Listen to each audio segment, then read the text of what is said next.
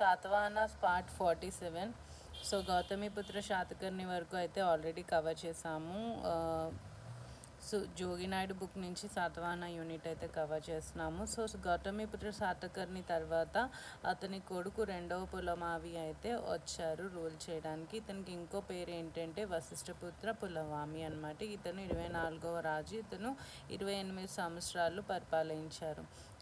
Okay, ఇతను rule చేసినప్పుడే గౌతమి బాలశ్రీ నాసిక్ శాసనం వేయించింది. ఓకేనా. ఇతని సమకాలిక అంటే కంటెంపరీ రాజులు వచ్చేసి రుద్రదాముడు, అలానే చష్ణుడు.